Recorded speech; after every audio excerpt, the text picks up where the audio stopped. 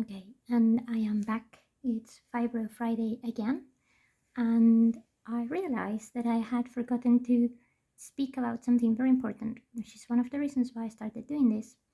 And particularly as fibromyalgia awareness approaches now, which is the 12th of May, by the way, don't forget, 12th of May, is how fibromyalgia affects hobbies and general activities and things like that. So obviously I had to talk about this before we reached the next Friday.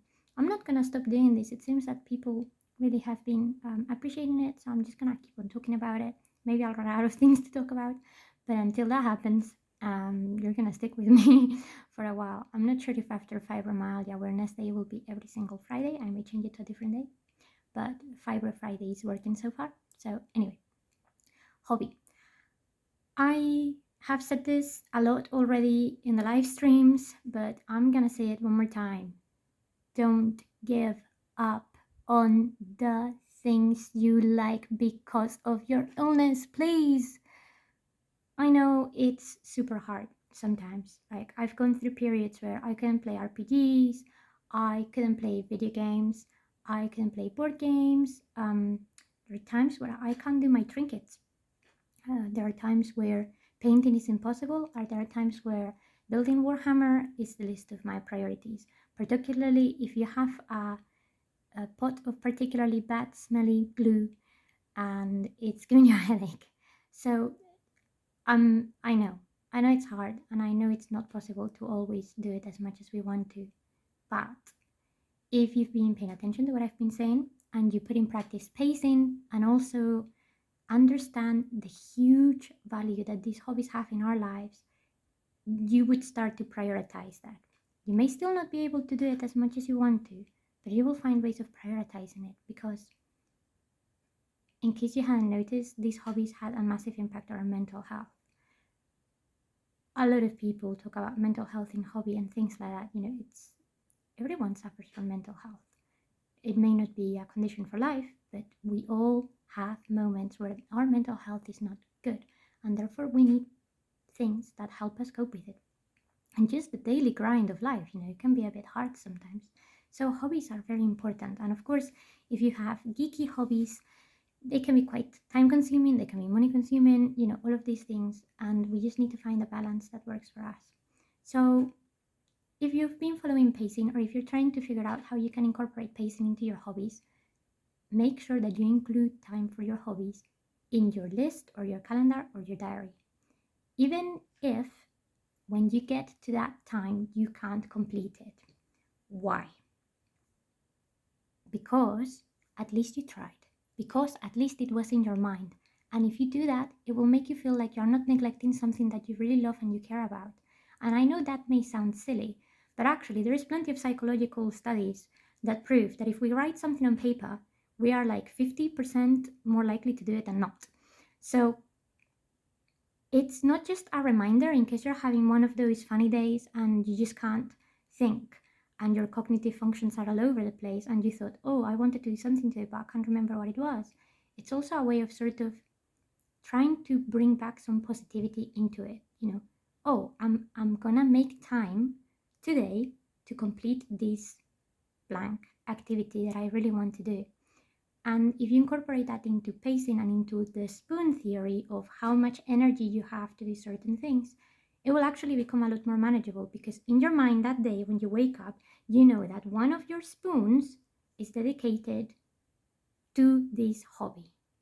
You may not be able to do it for a really long time again or whatever, but the active thought of planning to do something that you enjoy is very important. And it will also be beneficial for your brain, because the fact that you want to do it will help your neurons and your chemicals understand that this is something important for you.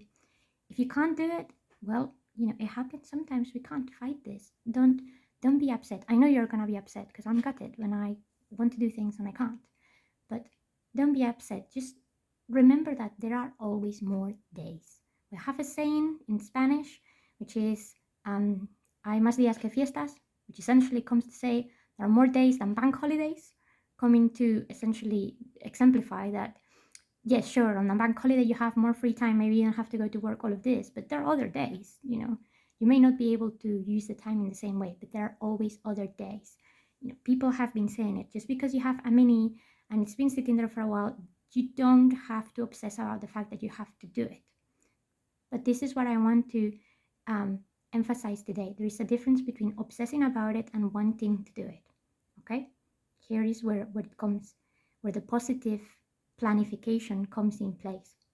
There is a difference between you getting stressed because you want to paint some minis or you want to play board games and you can't, and a difference between you saying, okay, today I am going to try and do this, and it's just not working out. See what I mean? One of them causes us stress. The other one is potentially creating a positive and creative outlet for us, which sometimes is very limiting when we are feeling unwell. So it's just putting a spin on two very similar concepts where we are actually in control of the situation. And that is the very important part of this thing and how it applies to hobbies and other activities that we want to do in our lives. The fact that we are in control of this task that can cause us anxiety and that can make us very sad because we can't do it. If we have planned for it, if we've made time for it, if we have prepared ahead, that's already, putting things in motion. It's already trying to create a generally positive mindset. And that will help you appreciate that hobby more when you can do it, and if you can't do it, when you eventually get around it. So it's all about creating that balance in the force that works for you, but that also allows you to, enjoy your hobbies. The other thing is, when we do these hobbies, our brains reset themselves. They find peace, they find happiness, they release a lot of hormones like oxytocin and things like that that actually help us with pain and help us with fatigue. So it's very important that you don't let go of these activities, because if you do let go completely because you're feeling unwell or you're tired or you're sad or you are in pain, you are literally destroying a little part of your soul that is really feeding from this and really helping you push through the pain and push through the fatigue and just carry on with life. So I know it may be really hard, I know it may be really frustrating, and I know it may take a little bit of getting used to it or trying to find what rhythm works for you, but please don't let go of your hobbies. Please don't let go of your hobbies, because they are your lifeline. And not just that, but those hobbies may also help you engage with other members of the community. And we've already spoken about how taxing this can be, but if people know and you make them aware, and there is no reason why you don't have to, they will also help make that hobby easier for you. And I've noticed, because a lot of people have done this for me already. Obviously, not everyone may be as receptive, but you will eventually find the right people for you, the right people that will help you enjoy your hobby and help you get back into it. And if you're struggling to get back into it, they will try and find ways to let you enjoy it in a way that works for you. I can't cope these days with a very long game of Warhammer. I just don't have the energy, not just for hobby reasons, I just don't have the energy. I didn't realize how taxing these games were for me. So one of my friends was like, well, why don't you try Kill Team or Shadow War? And I was like, yeah, okay. Because, you still get the feeling that you're playing Warhammer, but you don't have to put, hours and hours of preparation into it. It's a lot quicker, it's a lot fast paced. It's actually quite fun. And I know that if I just put an hour aside for it, I've enjoyed it. And my minis have seen the table. And I've hung out with my friends and it's all good. Sure, I know COVID right now doesn't really help. Granted. But remember that there's also a lot of platforms online where you can do hobby stuff. Even if it's just a live stream with your mates. Painting is a really good way of, I find, just sort of calming down, and it's a bit of therapy. So try doing that. Try maybe finding a platform where you can play RPGs online, like Roll20, which I use. People sometimes just struggle sitting, on a table for many hours, concentrating, whatnot.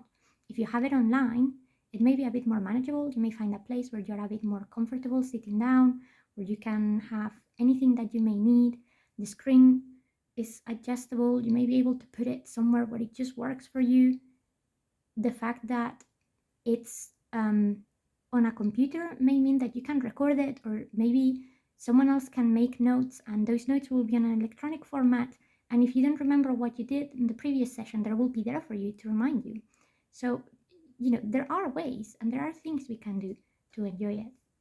With video games, it's the same. I appreciate that fatigue and things like that can be really hard, but there are things that work for you. And one of the reasons why I use my Switch these days more than PC gaming is because it's simply easier in my hands. The remote controllers are very comfortable for me. I don't have to care about awkward positions with the keyboard and whether I'm killing something like really hard and putting a lot of strain on my hands, things like that. The remotes are comfortable. And as much as I love Nintendo, the fact that the Switch is so friendly in that sense has really converted me towards it. Sometimes we just need to do a bit of research and investigate what may help us enjoy things in a way that perhaps we haven't in a long time.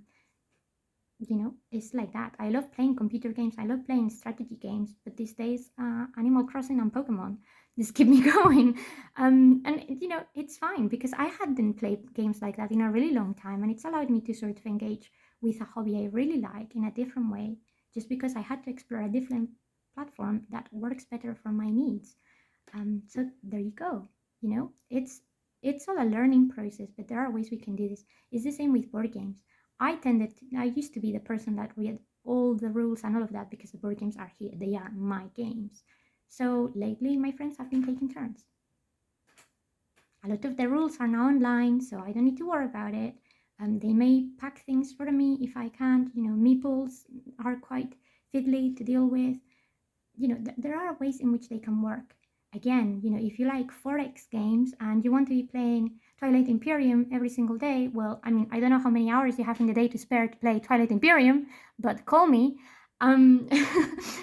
But seriously, you may not be able to enjoy that game, but there may be other games that are a bit more fast-paced or that just don't require so much mental energy that you can enjoy. Like one of my favorite games right now is Deep Sea Adventure because it's that tiny little game. It doesn't take any space at all. It barely requires me doing anything other than throwing a dice. Everything else, if I can't do it, the rest of my friends can do it. And it's just a silly, fun game in which there's barely any rules and there is just a general sense of panic because you're trying to loot wreckage from ships that are in the bottom of the ocean and be the person with more loot.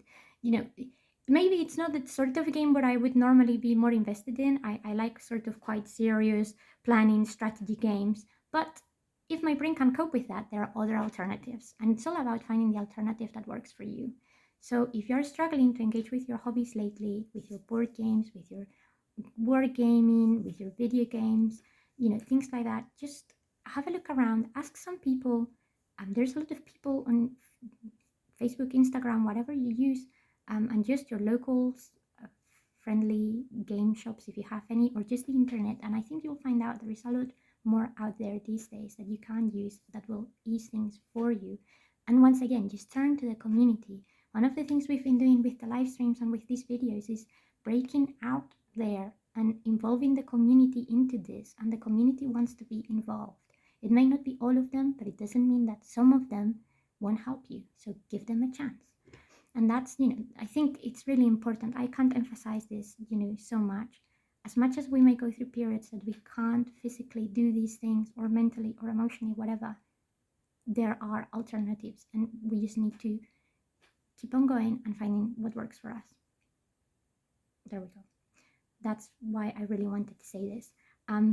Also, if you don't have anyone to play with, or you don't know how to start or whatever, just drop me a message because I'll be very happy to nerd out with you. And I may already have some alternatives at hand that maybe work for you as well. So, you don't actually have to go to a perfect stranger. If you're watching me, you probably know me. So I can help.